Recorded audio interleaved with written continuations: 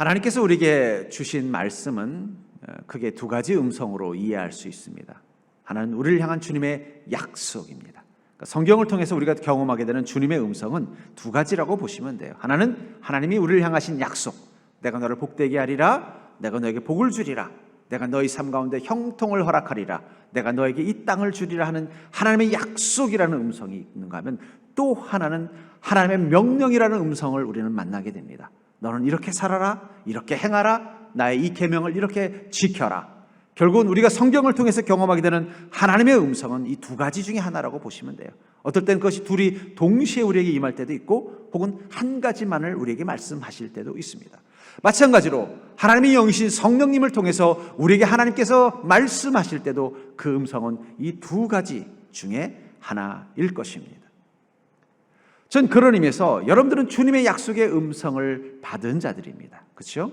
하나님이 여러분들을 향해 복되게 하시겠다, 그리고 그 복을 소망하는 마음 가지고 주의 전 앞에 선 것입니다. 또 여러분들의 인생을 바라볼 때 하나님이 내 인생 가운데 어떤 은혜를 주실까, 그것에 대한 늘 기대를 가지고 한 해를, 또 한 주를 살아가고 있을 것입니다. 근데 그 속에서 우리는 주님의 또 다른 음성, 그것은 바로 주님의 말씀을 지키라는 그 음성을 주신다는 거예요. 오늘 본문은 이스라엘 민족에게 그 애굽에서 구원해내면서 내가 너의 조상들에게 약속한 그 가나안 땅에 가서 이제는 자유롭게 나의 백성이 되어서 살게 하겠다는 약속의 음성을 듣고 이스라엘 민족은 가나안 땅을 향해 긴 행군을 시작했습니다. 그리고 이 가나안 땅을 향해 가는 이 시내 광야 한가운데 있는 하나님의 산인 시내산 밑에 머물게 된 것입니다. 그곳에서 하나님은 그들에게 또 다른 음성, 바로 하나님의 계명을 주시고 계신 것입니다. 그게 바로 이 십계명, 이 돌판에 새겨진 주님의 계명입니다. 그들이 지금 애굽에서 이 가나안 땅을 향해 이 광야를 지나가는 과정 가운데 하나님이 주신 첫 번째 음성은, 내가 너의 조상들에게 약속한 이 가나안 땅을 너희에게 주겠다, 너희를 이제 그 죄와 고통의 압제에서부터 벗어나서 자유롭게 나의 백성이 되는 기쁨을 누리게 하겠다는 약속이었다면, 이제 그 광야 한가운데 시내산에서 그들이 듣는 하나님의 음성은 바로 하나님 앞에서 지켜야 될 말씀과 계명을 받는 음성이라는 것입니다. 그리고 그 음성을 주님이 주셨지만 안타깝게도 이스라엘 민족은 그 음성을 받을 준비가 되어져 있지 않았습니다. 그래서 그들은 모세가 하나님의 말씀을 가지고 오는 그 시간에 밑에서 금송아지를 만들어서 그것을 경배하면서 우상 숭배하고 있었습니다. 그것을 보신 하나님은 분노하셔서 모세로 하여금 하나님이 직접 주신 그 말씀의 돌판을 깨트리게 하시고 우상을 숭배한 그들을 징계하십니다. 그리고 나서 다시 회개한 그들을 앞에서 하나님 모세에게 이렇게 말씀하시는 거예요. 다시 내게로 올라와라. 그리고 내가 주는 이 말씀을 다시 받아서 그들에게 전달하라. 그게 바로 오늘 본문의 내용일 것입니다. 그런 의미에서 우리 그리스도인은 이 두 가지 음성, 하나님이 우리에게 주시는 그 축복의 음성과 더불어 주님이 우리에게 주시는 그 명령, 계명과 사명을 지키라는 명령을 받은 자들입니다. 그런 의미에서 그리스도인은 하나님을 통해서 형통의 약속과 함께 또 우리가 행해야 될 계명과 사명을 받는 인생이라면, 주님의 그 축복의 약속의 음성을 이미 들었고 그것이 이루어지기를 기다리는 우리는 왜 하나님의 말씀을 듣고 그 말씀을 우리 마음에 새겨야 할까요? 그냥 축복의 음성만, 너 가나안 땅 너에게 줄게, 내가 너를 복되게 할게, 너희 삶의 모든 것들을 형통하게 해줄게, 이 음성 하나만 주면 충분한데 왜 그런 우리 인생 가운데 주님은 다시 오셔서 내가 너에게 주는 이 계명들을 다 지켜 행하라는 말씀을 주시고 그것을 우리 마음 가운데 새기고 살라고 명령하셨냐는 거예요.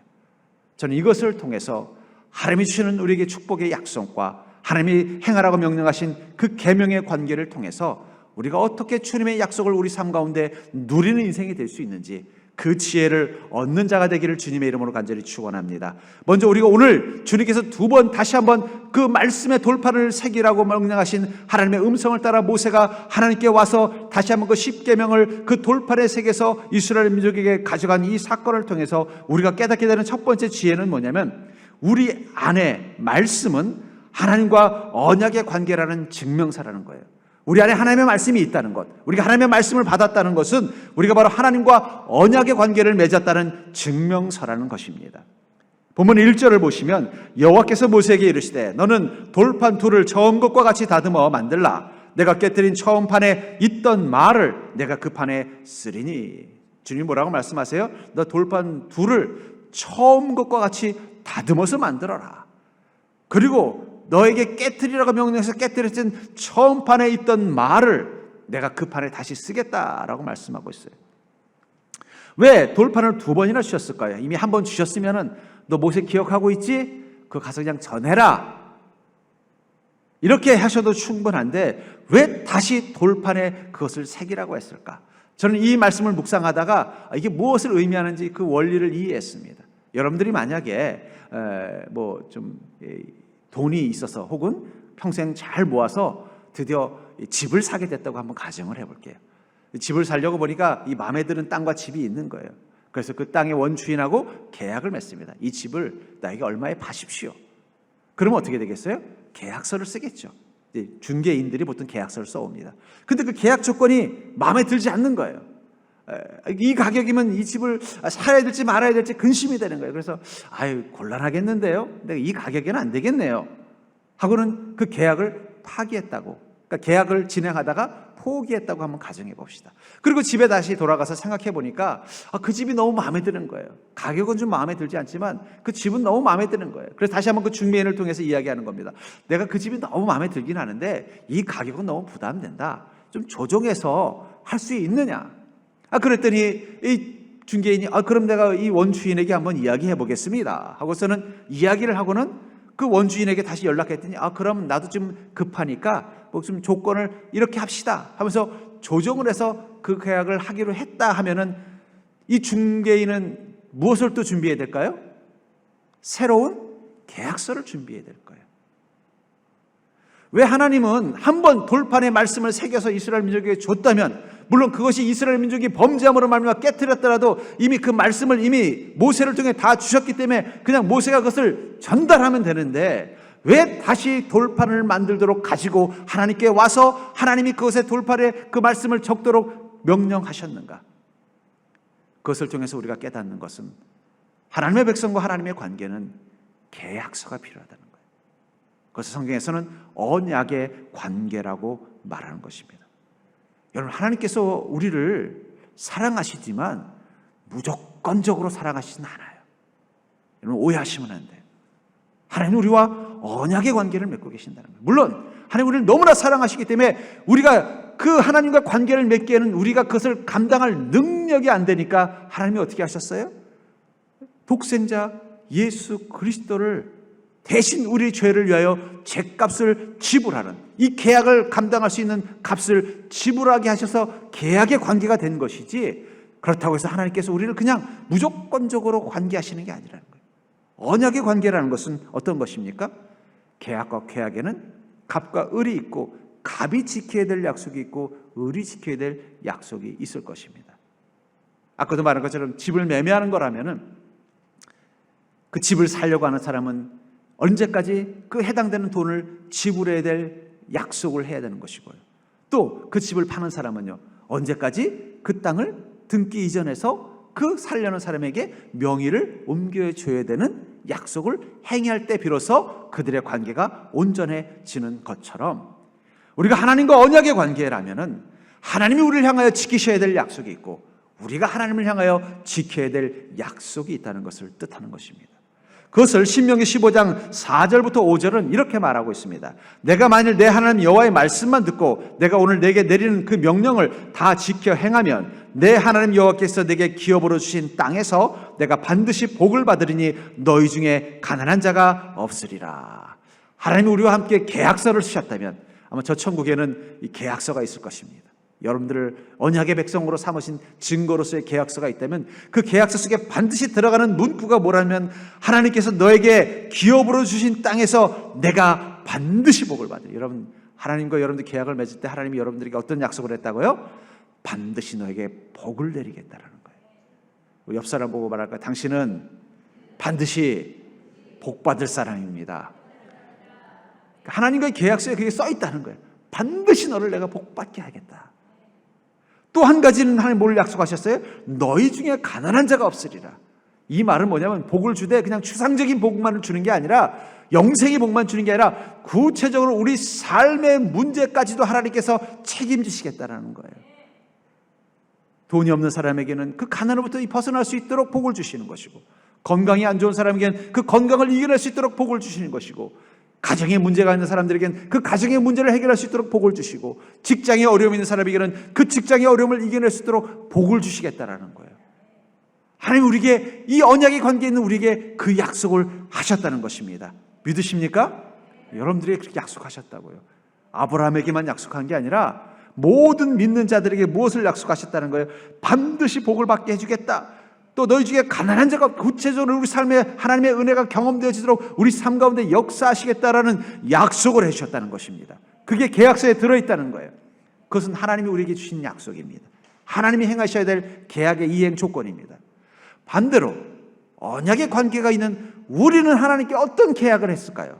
어떤 이행 조건을 가지고 주님을 만나고 있냐는 것입니다. 그것을 본문 15장 4절에 보면은, 내가 만일 내 하나님 여호와의 말씀만 듣고 내가 오늘 내게 드리는 그 명령을 다 지켜 행하면 어떻게 하라고요? 말씀만 들어라.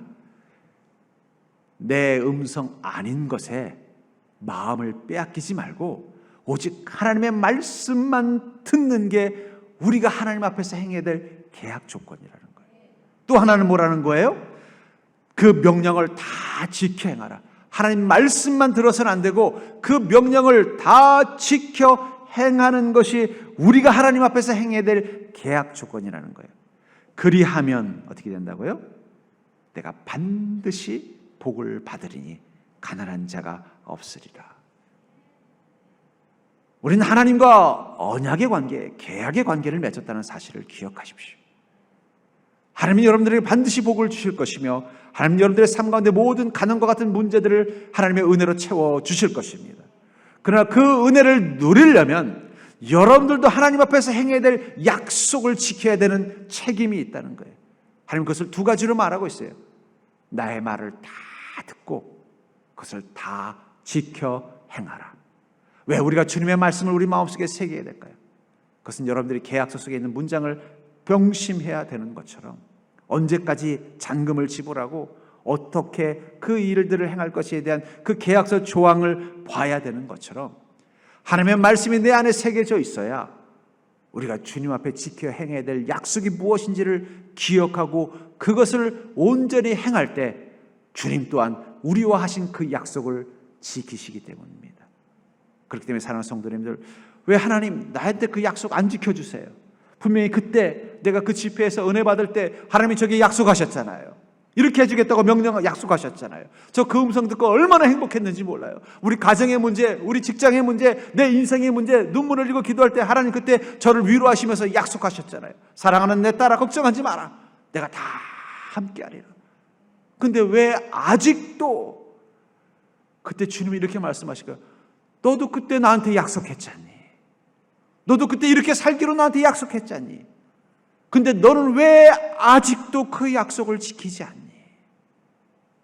여러분들, 왜 우리가 주님의 말씀을 내 마음 가운데 새겨야 될까요? 그것은 우리가 지켜야 될 하나님과 한 약속이 그 말씀 속에 있기 때문입니다. 그리고 약속을 지킬 때 하나님도 우리와 한 약속을 지키시는 거예요. 그게 언약의 관계라는 것입니다. 두 번째로, 우리가 축복의 약속을 기다리는 자로서 왜 우리 그리스도인은 하나님의 말씀을 마음에 새겨야 될까요? 그것은 말씀 속에는 나를 향한 구체적인 약속이 기록되어져 있기 때문입니다.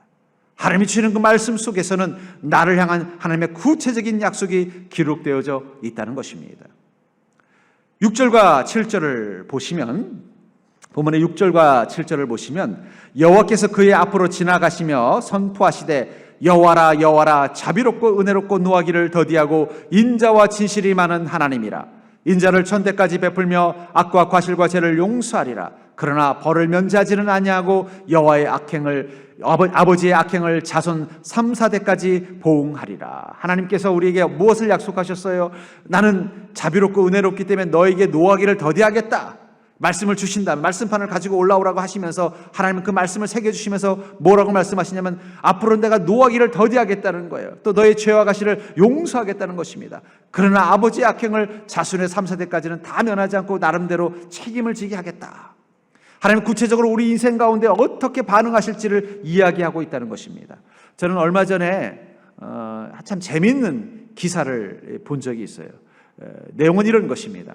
어떤 사람이 마침 사고 싶은 집이 있어서 또 자기가 또 돈이 좀 생겨서 그 돈을 가지고 그 집을 사려고 이제 계약을 맺은 거예요.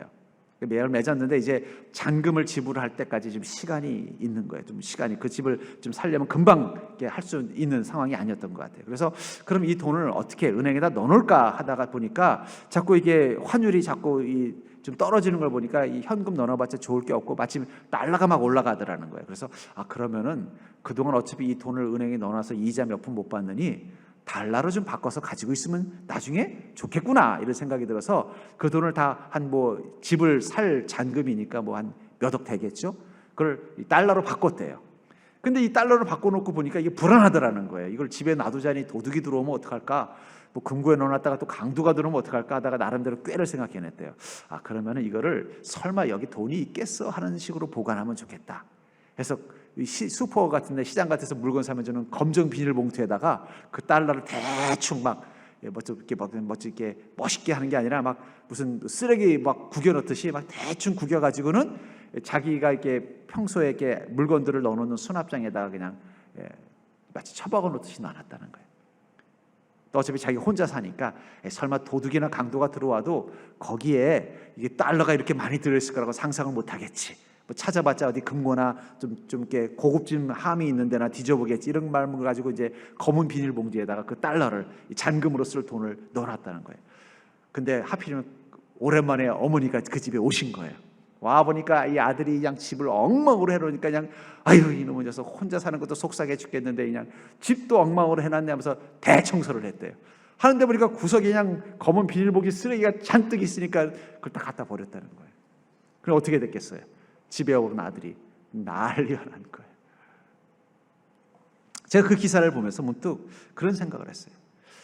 우리에게 주님의 말씀은 어떤 가치로 보일까? 그 달러를 이 비닐봉지에 넣어놓고서 그 돈의 주인은 그 자기가 이렇게 대충 편안하게 아무렇게나 넣어놨지만은 그 비닐봉지를 볼 때마다 그건 제일 중요한 것이죠, 그렇죠? 집에 오면 제일 먼저 그 비닐봉지가 잘 있는지 볼 거예요.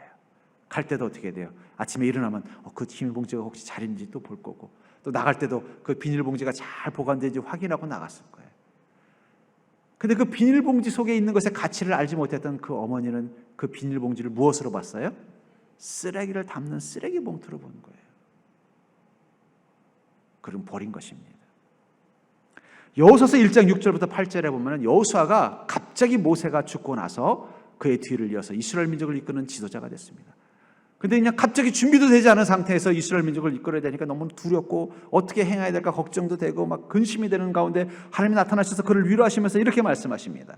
강하고 담대하라. 너는 내가 그들의 조상에게 맹세하여 그들에게 주리라 한 땅을 이 백성에게 차지하게 하리라. 오직 강하고 극히 담대하여 나의 종 모세가 내게 명령한 그 율법을 다 지켜 행하고 우로나 좌로나 치우치지 말라. 그리하면 어디로 가든지 형통하리니 이 율법책을 내 입에서 떠나지 말게 하며 주야로 그것을 묵상하여 그 안에 기록된 대로 다 지켜 행하라. 그리하면 내 길이 평탄하게 될 것이며 내가 형통하리라. 하나님께서 모세에게 여호수아에게 나타나서 뭐라고 말하냐면 너 걱정하지 말아라. 강하고 담대하라는 말은 뭐냐면 걱정하지 말아라. 하나님 위로하시는 거예요. 너는 오직 이렇게 한 가지만 하면 된다는 것입니다. 나의 종 모세가 내게 명령한 그 율법을 다 지켜 행하고 우로나 좌로나 치우치지 말라. 그리하면 어디로 가든지 형통할 거라는 거예요. 네가 무엇을 하든 어떻게 되든 다 형통하도록 내가 복을 줄 테니까 걱정하지 말라라고 말씀하시고 있다는 것입니다. 이 율법책을 내 입에서 떠나지 말게 하며 주야로 그것을 묵상하여 그 안에 기록된 대로 다 지켜 행해라. 그리하면 내 길이 평탄하게 될 것이고 내가 형통하리라. 하나님이 여호수아의 그 근심하고 있는 여호수아에게 위로해 주시는 거예요. 앞으로 어떻게 살아야 되지? 갑자기 자기도 생각지 못했던 직분을 맡아서 이 일을 감당해야 되는데 준비가 되어 있지 않고 이스라엘 민족이 쉬운 민족이 아니기 때문에 걱정하고 있는 그에게 하나님이 오셔서 약속하신 게 뭐예요? 형통하게 할 것이며 또 평탄하게 할 것이니 걱정하지 말라고 말씀하시면서 그 앞에 무엇을 말하고 있어요? 이 율법책을 다 지켜 행하라. 그것을 묵상하고 그 안에 기록된 대로 다 지켜 행하라. 하나님의 말씀을 지켜 행하라고 거듭 강조하고 있다는 거예요. 그런데 이 말씀을 여호수아와 모세에게만 주었을까요? 신명기 5장 31절부터 33절은 바로 모세가 살아 있었던 시간이며 이제 이스라엘 민족이 가나안 땅으로 들어가기 직전, 마지막으로 이제 광야의 시간들이 끝나가기 직전에 마지막으로 하나님께서 모세를 통해서 이스라엘 민족에게 하나님의 말씀을 강조하실 때 이런 말씀을 이스라엘 민족에게 줍니다. 너는 여기 내 곁에 서 있으라. 내가 모든 명령과 규례와 법도를 내게 이르리니 너는 그것을 그들에게 가르쳐서 내가 그들에게 기업으로 주는 땅에서 그들에게 이것을 행하게 하라 하셨나니 그러자 너희 하나님 여호와께서 너에게 명령하신 대로 너희는 삼가 행하여 좌로나 우로나 치우치지 말고 너희 하나님 여호와께서 너에게 명령하신 모든 도를 행하라. 그리하면 너희가 살 것이요 복이 너에게 있을 것이며 너희가 차지한 땅에서 너희의 날이 길리라. 하나님은 모세가 살아있을 때 이스라엘 민족에게 모세를 통해서 무엇을 말씀하셨어요? 너희 하나님 여호와께서 너에게 명령하신 대로 너희는 삼가 행하여 좌로나 우로나 치우치지 말고 너희 하나님 여호와께서 너에게 명령하신 모든 도를 행하라. 그리하면 너희가 살 것이며 복이 너에게 있을 것이다 라고 말씀하셨다는 거예요. 여호수아가 모세가 죽고 나서 앞으로 자신의 인생을 어떻게 살아야 될까 막막할 때 처음으로 이 방법을 가르쳐 주신 게 아니라는 거예요. 모세가 살아있을 때 여호수아뿐만 아니라 이스라엘 모든 사람들에게 동일한 말씀을 하셨다는 거예요. 그렇기 때문에 저는 여호수아서 1장 6절부터 8절 여호수아에게 오셔서 하신 그 말씀을 이런 의미로 해석할 수 있을 것 같아요. 여호수아, 너 왜 고민하니? 나는 이미 너에게 내 형통을 누리는 방법을 이미 가르쳐 줬잖니. 모세가 살아있을 때 나는 너의 삶 가운데 어떻게 하면 너의 길이 평탄해지고 내가 하는 모든 일들이 형통할지 이미 이스라엘 민족 모두에게 가르쳐 줬지 않니? 너는 모세를 통해 내가 준 그 말대로 행하면 된다. 다시 일깨워주는 의미로 이 말씀을 하신 거라는 거예요. 여호수아야, 내가 너에게만 형통의 비법을 가르쳐 줄게. 다른 이스라엘 민족을 모르는 모세만 알고 있는 특별한 비법을 내가 가르쳐 줄게. 좌우로나 우로나 치우치지 말고 내 말을 지키면 된다. 그런 의도로 말씀하신 게 아니라 여호수아, 너 까먹었니? 불과 얼마 전에, 아니 광야에서 40년 동안 내가 누누이 너와 너의 백성들에게 강조한 거 있지 않니? 그것만 지키면 돼. 그것의 가치만 알면 돼. 그러면 넌 형통할 거야. 너는 복된 길을 갈 거야. 말씀하셨다는 거예요. 그리하면이라는 이 단어는 히브리어로 아츠라는 단어를 썼는데 이 말은 그때야 비로소라는 뜻이에요. 너는 좌우로나 우로나 치우치지 말고 내가 너에게 분부한 모든 것을 다 지켜 행하라. 그때야 비로소 너는 형통할 것이다. 그때야 비로소 너는 복을 받을 것이다. 그때야 비로소 너의 가는 길이 평탄할 것이다. 그게 아츠라는 단어예요. 근데 중요한 건 이스라엘 민족은 그 하나님의 그 약속을 어떻게 생각했을까요? 그 말씀, 좌로나 우로나 치우치지 말라는 그 말씀을 어쩌면 그 달러를 감싸고 있는 검은 비닐 봉투처럼 생각했는지도 몰라요. 하나님 주시는 형통에만 관심이 있고 그 말씀을 싸고 있는, 그 약속을 싸고 있는 그 하나님의 말씀을 그냥 검은 비닐 봉투, 여러분들이 시장에 가서 물건을 사서 집에 오면은 봉투에 담아서 오잖아요. 검은 비닐 봉투에 담아오서 제일 먼저 오면 뭐부터 해요? 그 안에 있는 내용물은 꺼내가지고 만약에 상하는 것이면 얼른 냉장고에 놓고 또 요리가 필요한 건 빨리 요리를 하고 그 봉투는 어떻게 해요? 지난주에도 여러분들 장을 보셨을 겁니다. 장 보실 때 여러분들 뭐 마켓이나 혹은 시장에서 장 보시면서 봉투에다 여러 가지 음식들이나 물건들을 담아 오셨을 거예요. 그 담아온 물건들은 다 기억이 나죠? 어디 냉장고에 넣어놓기도 하고 또 찬장에 넣어놓기도 하고 요리도 해서 써 뭐 드셨을 거예요. 그럼 그때 담아왔던 봉투는 지금 어떻게 하셨습니까? 기억이 안 나요. 우리가 하나님의 말씀을 그렇게 생각하고 있지는 않냐는 거예요. 하나님 우리에게 주신 약속은 기억하지만 그러나 그 약속이 이루어지기 위해서는 그리하면 그때야 비로소라는 그 강조된 조건이 뭐예요? 좌로나 우로나 치우치지 말고 내가 너에게 가르친 모든 말씀을 다 지켜 행하라는 그 말씀에 대한 기억은 마치 그 쓰레기 봉투, 검은 봉투를 대하듯이 대하고 있지는 않냐는 거예요. 하나님은 우리에게 주실 그 축복을 말씀이라는 포장지에 넣어서 주십니다. 하나님 우리에게 그 축복이라는 약속을 그냥 통째로 주시는 게 아니라 그 말씀이라는 포장지에 넣어서 주신다는 거예요. 그렇기 때문에 여러분들, 우리가 주님의 말씀을 어떻게 대하느냐가 결국은 그리하면이에요. 그것이 우리에게 주님의 약속을 경험하는 인생을 살도록 만드는지, 아니면 그 쓰레기 봉투라고 착각한 그 어머니가 그 비싼 돈을, 달러를, 그 수억이나 되는 달러를 갖다 버린 것처럼 버리든지. 그리고는 뭐라고 말하는 거예요? 하나님, 왜 저에게 그 약속 형통케 하리라, 내 길을 평탄케 하리라, 너에게 복을 주리라는 그 약속 왜 안 지키십니까? 줬잖아. 내가 말씀이라는 봉투에 담아서 줬잖아. 내가 말씀이라는 상자에 담아서 줬잖아. 내가 말씀이라는 포장지에 넣어서 줬잖아. 너 그 포장지 어떻게 했니? 그 상자 어떻게 했니? 그 봉투 어떻게 했니? 하나님 그렇게 물어보실 거라는 거예요. 그렇기 때문에 여러분들, 주님의 말씀을 우리가 귀하게 여긴다는 것은 그 말씀의 가치를 아는 것이고, 그 말씀의 가치를 아는 자만이 그 말씀을 따를 것이고, 그 말씀을 따르는 자만이 그 안에 담겨져 있는 우리를 향하신 주님의 축복을 경험할 수 있는 것입니다. 그렇기 때문에 여러분들, 우리는 주님의 말씀을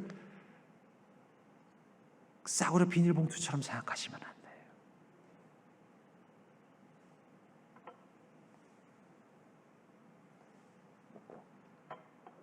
세 번째로, 축복의 약속을 기다리는 우리에게 왜 하나님의 말씀을 마음속에 새겨야 할까요?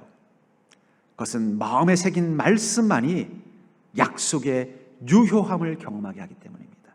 마음에 새긴 말씀만이 하나님의 약속을 유효하게 경험하도록 만들어 준다는 것입니다. 본문 4절을 보시면 모세가 돌판 둘을 처음 것과 같이 깎아 만들고 아침에 일찍 일어나 그 두 돌판을 손에 들고 여호와의 명령대로 시내 산에 올라가니. 하나님께서는 모세에게 뭐라고 말씀하셨어요? 너 돌을 가져다가 돌판 둘을 깎아서 만들라는 것입니다. 그리고 그것을 가지고 올라오라고 명령하셨다는 거예요. 그런데 출애굽기 24장 12절에 보면은 처음 하나님께서 이 말씀 돌판을 주실 때는 이렇게 설명하고 있습니다. 여호와께서 모세에게 이르시되 너는 산에 올라 내게로 와서 거기 있으라. 내가 그들을 가르치도록 내가 율법과 계명을 친히 기록한 돌판을 내게 주리라. 처음엔 모세가 빈손으로 올라갔어요. 빈손으로 올라가서 가만히 앉아 있으니까 하나님이 어떻게 하셨다는 거예요? 직접 하나님이 돌을 깎아서 돌판을 만드시고 그 돌판 위에다 친히 주님께서 직접 말씀을 기록해서 모세에게 주셨던 것입니다. 그런데 두 번째는 어떻게 하셨다는 거예요? 모세야, 너 돌판을 하나 만들어 와라. 올라와서 내가 명령하는 그 음성을 다시 말해줄 테니까 그것을 받아서 기록해라. 하나님 직접 주지 않으셨다는 거예요. 모세가 직접 돌판을 만들고 모세가 직접 그 돌판에 기록하도록 명령하셨다는 것입니다. 왜 그렇게 하셨을까요? 저는 이 두 번째 이 돌판, 하나님께서 주신 두 번째 말씀판을 통해서 우리가 깨닫게 되는 지혜가 있다고 생각합니다. 여러분, 핵심 신념이라는 말이 있어요. 이 교육학이나 이 심리 상담학에서는 쓰는 단어인데, 이 핵심 심리라는 건 뭐냐면, 신념이라는 건 뭐냐면 그 사람들의 마음 속에 가장 깊은 곳에 있는 뿌리 깊은 한 가지 신념이 있다는 거예요. 그 신념이 그 사람의 생각과 삶의 태도를 결정한다고 합니다. 예를 들면 이런 거죠. 무엇보다 돈이 가장 중요해 라는 핵심 신념을 가진 사람은요, 그 신념 때문에 때로는 부모를 버리기도 하고, 때로는 친구를 배신하기도 하고, 때로는요 그 돈 때문에 직장에서 부정한 짓도 할 수 있다는 거예요. 그러니까 그런 행동을 하는 그 근원 속에는 뭐냐면 자기의 기본 핵심 신념이 그 사람을 움직이는 거예요. 컴퓨터로 치면은 기본 명령어 같은 거겠죠. 그런 것처럼 모든 사람들은 자기 마음속에 핵심 신념이라는 걸 가지고 있대요. 그것을 대부분 자기가 원래부터 가지고 태어나는 게 아니라 태어나서 다른 사람들이 가지고 있었던 그 신념을 자기 마음속에 새기는 것입니다. 가장 많이 영향을 주는 사람들은 부모죠. 그러니까 부모를 통해서 어떻게 해요? 핵심 신념을 받는 거예요. 그래서 이 졸부들 중에 보면 자식 농사에 실패한 사람들이 많은 이유는 뭐냐면 그 졸부가 된 사람들이 부자가 되는 과정 가운데 그 부를 누리기 위해서 자기 마음속에 가지고 있었던 핵심 신념이 정직하지 않고 아름답지 않은 것들을 신념으로 해서 부자가 되는 거예요. 그러면요, 자녀에게 돈만 물려주는 게 아니라 무엇도 물려줘요? 그래, 우리 아버지를 보니까 이렇게 해야 돈 버는 것이구나, 이런 마음을 가지고 돈을 대야 되는 것이구나, 핵심 신념까지 물려받으니까 똑같이 하는 거예요.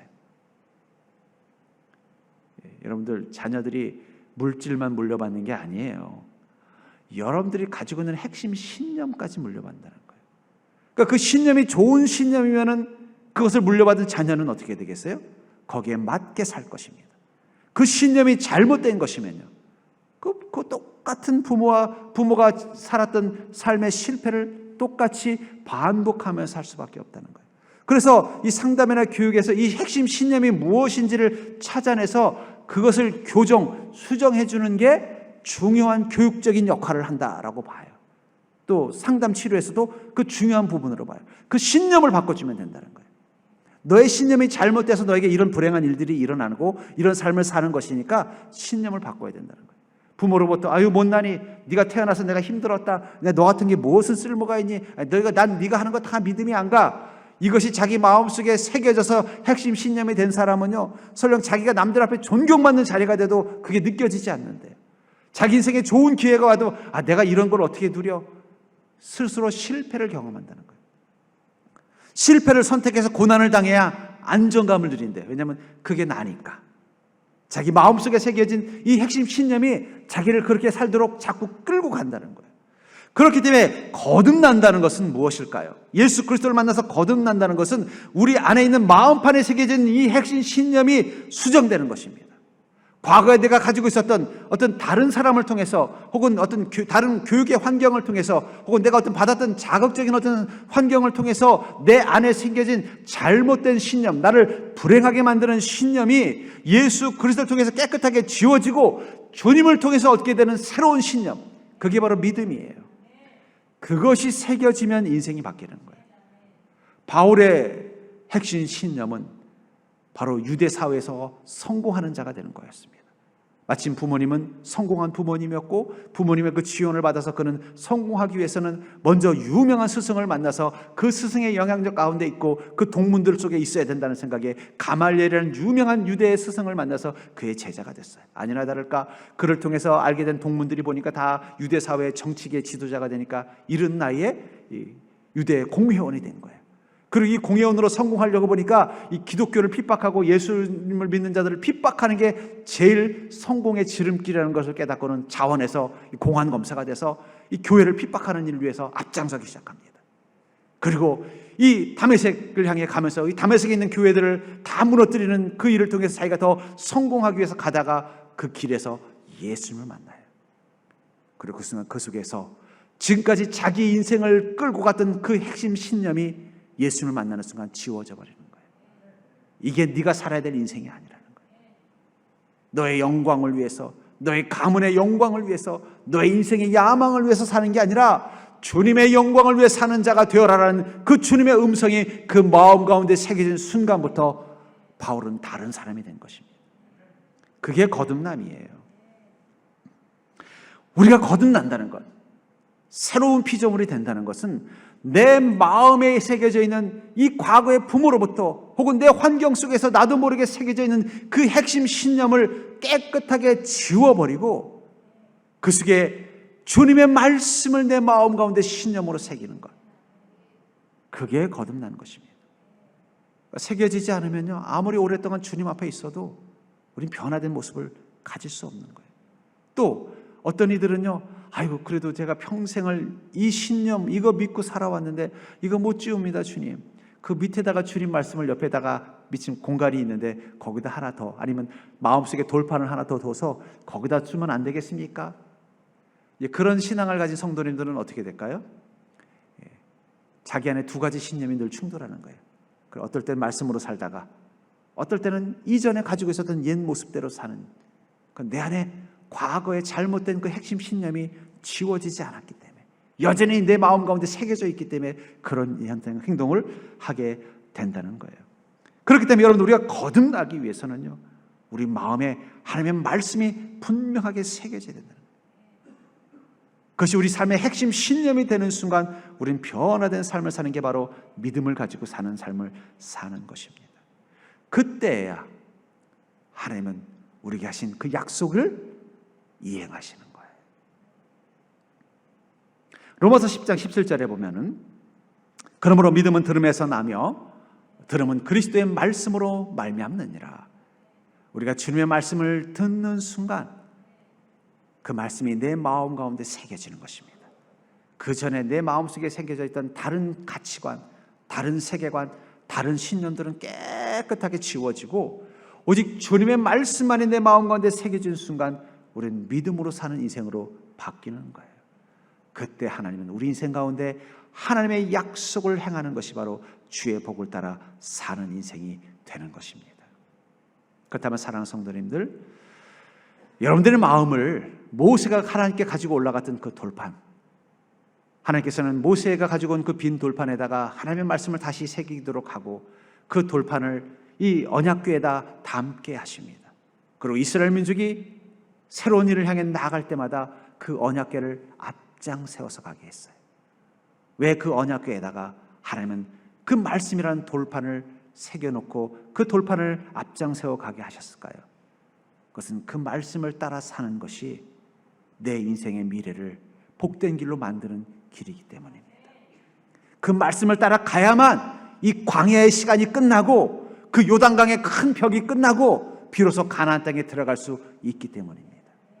하나님의 말씀이 우리 마음 가운데 새겨진 그 말씀이 내 삶 가운데 핵심 신념이 돼서 내가 생각하고 내가 느끼고 내가 행동하는 데 절대적인 힘이 될 때 우리가 사는 인생의 걸음은 저 축복이라는 가나안 땅을 향해 갈 수 있는 자가 되는 거예요. 그렇기 때문에 사랑하는 성도님들, 지금 여러분들이 점검해야 되는 건 내게 주신 주님의 약속, 그것이 이루어지기 위해서 내 안에 주님의 말씀이 새겨져 있는가 하는 거예요. 첫 번째 돌판, 하나님이 직접 만들어진 그 음성을 가지고 모세가 내려왔을 때 이스라엘 민족은 우상을 섬기고 있었어요. 어쩌면 모세가 직접 그 돌판을 깨트린 게 아닐 것 같아요. 모세가 아무리 배포가 좋고 그렇다고 해도 하나님이 직접 만들어준 돌판을 던져서 깼겠습니까? 하나님이 명령하신 거예요. 너 이 돌판 깨버려라. 죄와 우상에 사로잡혀서 그 마음에 여전히 죄의 생각들이 가득한 그들에게는 내가 직접 만들어줘도 이거 아무 의미가 없다는 거예요. 아무리 하나님께서 여러분들에게 이 성경책을 직접 전달해 줘도 그것이 여러분들의 마음속에 죄와 우상으로 말미암아 여러분들 마음속에 들어가지 않는다면 이건 그냥 깨트려버린 돌판과 같은 거예요. 여러분의 마음 가운데 하나님의 말씀이 새겨져 있어야 돼요. 아무리 오랫동안 주님을 믿는 믿음 생활을 했어도 여전히 내 안에 죄와 우상의 생각들만 가득하고 하나님의 말씀이 들어갈 틈이 없다면 주님의 말씀에 담겨져 있는 하나님의 약속은 여러분들의 것이 되지 않는 것입니다. 그렇기 때문에 사랑하는 성도님들, 지금 여러분들이 점검해야 될 여러분들의 삶, 아직도 주님의 약속이 내 삶 가운데 온전히 이루어지지 않은 것 때문에 속상하고, 왜 주님, 성경에 보면 주님을 사랑했던 모든 사람들, 주님이 사랑하셨던 모든 사람들에게 주님이 그 놀라운 은혜의 약속, 저에게도 그때 분명히 저에게 하셨던 그 약속, 왜 아직도 그것이 이루어지지 않고 왜 그것이 아직도 내 삶 가운데 없습니까 하는 그 안타까움을 가진 분들이 계시다면 지금 여러분들이 점검해야 되는 것은 여러분들의 마음판에 주님의 말씀이 온전히 새겨져 있냐는 거예요. 그것이 온전하게 분명하게 주님의 말씀만 새겨져 있어야 비로소 그 말씀 속에 담겨져 있는 하나님의 약속이 여러분들의 것이 되는 것입니다. 여러분들 그 지혜를 가지고 주님의 말씀을 사모하는 자, 주님의 말씀을 소중히 여기는 자, 주님의 말씀을 여러분들의 삶 가운데 핵심 신념으로 삼고 사는 복된 자가 될 수 있기를 주의 이름으로 간절히 축원합니다.